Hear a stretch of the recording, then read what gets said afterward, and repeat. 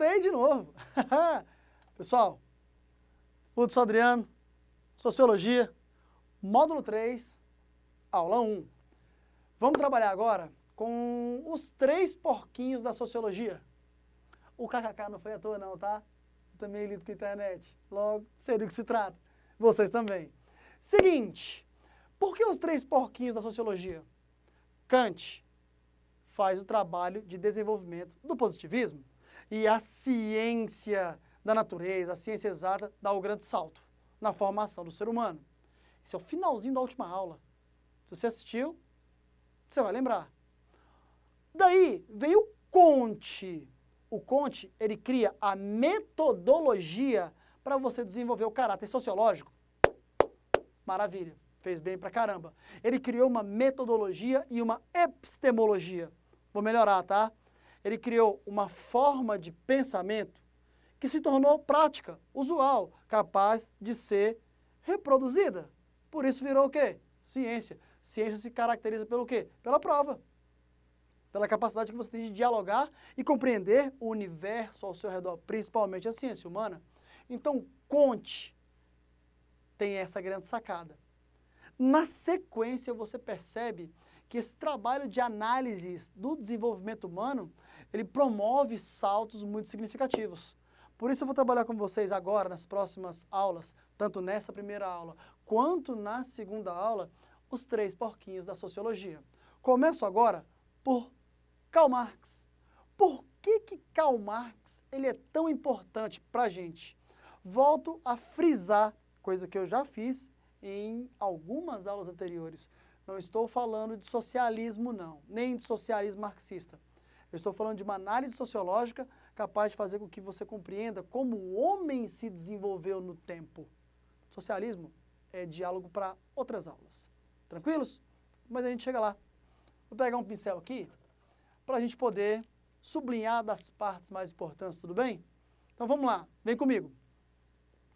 Karl Marx, ele nasce um pouco antes e morre um pouco depois. Porém, eu coloco a data redonda para vocês aqui, tá? Para ficar mais fácil de você, de repente, relembrar. Não decorar, já disse isso para vocês. Decorar nunca, compreender sempre. Eu sei que ele morre no ano de 1883. Por isso, eu coloquei o 80 aqui só para a gente ter essa base rasteira para ter esse posicionamento cronológico de forma mais significativa. Então vamos lá. Karl Marx, ele se caracteriza pela proposta de um pensamento revolucionário que quebra com a leitura de desenvolvimento convencional e propõe uma organização completamente diferente. Para isso, ele vai subestabelecer uma forma de pensamento que explique para o ser humano o que o ser humano foi no tempo. E essa talvez seja uma das maiores sacadas do trabalho marxista. Quer ver, olha só. Quando o homem menos se percebeu, ele vivia o comunismo primitivo. Ele estava na pré-história. E a pré-história tinha toda aquela questão, né? Da vivência coletiva, da exploração do meio no qual o homem estava inserido, da pintura na caverna, da lança, do fogo, da caça, da pesca. Essa era a base do desenvolvimento humano durante aquilo que Marx chamou de comunismo primitivo. Entretanto, o ser humano evoluiu e se tornou mais complexo.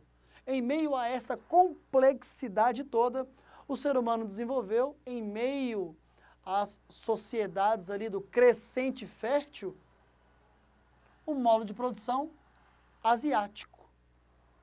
Ou servidão coletiva. Olha só, o homem servia coletivamente a um Deus ou a um enviado de Deus vivo. Estou falando de quem? No caso do Egito, eu falo da figura do faraó, que vocês já devem ter estudado lá na história, né? E na Mesopotâmia, eu falo na figura do Anax. O que é o Anax mesopotâmico? Um escolhido dos deuses. Um representante dos deuses, vivo.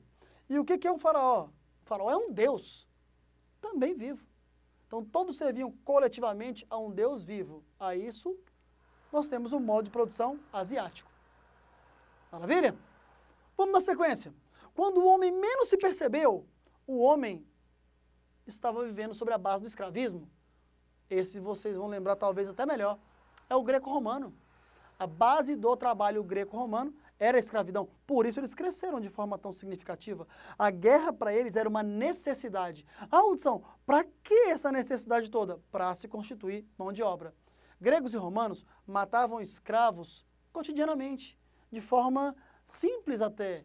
Por isso a necessidade de conquistar novos povos, para fazer nova mão de obra. A guerra para eles era uma necessidade para o desenvolvimento sociológico. Ó, sociológico. Desculpa, a piada foi podre, mas às vezes você não pode perder, né? Dando sequência, quando o homem menos se percebeu, o homem era o quê? Feudal. É o período medieval. Tipicamente rural, predominantemente católico, onde não havia basicamente relações econômicas direcionadas ao dinheiro. Era o mundo da troca. E de repente, depois das cruzadas do ano de 1095, com o Papa Urbano II, parece que o ser humano vai dar um grande salto. Parece não. Ele dá um grande salto. Ele constitui o quê? O capitalismo. E ao constituir o capitalismo, chegamos à nossa concepção organizacional atual. Ah, pessoal, mas o capitalismo tem diferentes configurações? Concordo com vocês. Tem diferentes configurações, sim. Já citei para vocês em outras aulas o mercantilismo. Já citei para vocês na aula anterior o capitalismo industrial. E eu posso falar do nosso capitalismo, que é o financeiro. Esse capitalismo financeiro é produto da junção de quê? Do capitalismo industrial e do capitalismo bancário. Isso é o New Deal do pós-1934, Estados Unidos, keynesianismo. Isso explica quem nós somos. Pois bem, Karl Marx fez uma leitura fantástica sobre o que era o capitalismo. Eu me atrevo a dizer para vocês agora uma particularidade, que eu acredito que vai fazer toda a diferença para a formação de vocês. Sabe por que o Karl Marx ele é tão significativo? Porque ele é o primeiro, veja bem, ele é o primeiro cientista que se atreve a dizer para onde o ser humano provavelmente vai. A isso ele chamou de socialismo. Exato, é isso mesmo. Ele é o primeiro cientista que se atreve a olhar para o futuro e dizer aonde provavelmente a gente vai no futuro. Ele faz uma projeção. Só que essa projeção é científica, por isso o socialismo marxista é um socialismo científico. Professor, como assim se ele faz uma projeção e essa projeção é científica? Ele diz quais são os principais problemas capitalistas: saúde, transporte, segurança, educação, corrupção, impunidade. Ele diz e vai apontando possibilidades de solução desses problemas para que nós venhamos a dar o quê? O grande salto. Está aí a grande sacada do Karl Marx. Dizer, talvez, para onde a gente vai. E se você não parou para observar, ou se você se perdeu em minha explicação, olha só, eu disse para vocês uma coisa: quando menos o ser humano se percebeu, ele estava aqui. Quando menos ele se percebeu aqui, aqui, aqui e aqui. A primeira grande projeção para o futuro está aqui. Essa é a grande sacada do Karl Marx. Perfeito? Legal. Então, esse estruturalismo aqui, como numa escada, ele justifica, e detalhe, de forma racional, quem nós fomos e quem nós somos. E aponta o que nós poderemos ou poderíamos vir a ser. Depende só do desenvolvimento humano. Gente, socialismo ou capitalismo são diálogos que nós temos que instituir sociologicamente falando. Para quê? Para construir uma sociedade maior e melhor. Não é brigar. Brigar não resolve o nosso problema, pelo contrário, aumenta o nosso problema. Por isso essa discussão aqui, ela tem que ser pautada por respeito, dentre outras coisas. Tranquilos? Mas vamos na sequência. Eu vou trabalhar só alguns conceitos básicos do marxismo para que a gente possa constituir uma leitura também interessante desse tal de Karl Marx. Olha só, ele trabalha com as forças produtivas. Sou eu, é você que trabalha e é todo trabalhador que está hoje ao nosso redor. Nós possuímos uma coisa chamada força de trabalho. Os nossos patrões precisam comprar as nossas forças de trabalho. Se ela vale pouco ou se ela vale muito, depende muito de como você se vinculou ao mercado de trabalho, de quanto você estudou, quais são suas relações sociais. Então, vender a sua força de trabalho é algo que você tem que construir durante a sua vida. Então, depende muito de como você se vincula a esse universo. Pois bem, nós caracterizamos a força de trabalho. O teu patrão caracteriza o quê? O meio, o meio de produção. Perdão, eu ia falar modo, mas não é modo, é meio. Ele detém as ferramentas para que você possa trabalhar. Então eu preciso constituir um diálogo direto entre o teu patrão, o dono do meio de produção, o dono da escola, é o dono da indústria, é o dono da mecânica, é o dono do hospital, é o dono dos porcos. Entendeu? Eu preciso estabelecer um diálogo com ele, para que eu possa constituir um salário, o produto das minhas relações produtivas.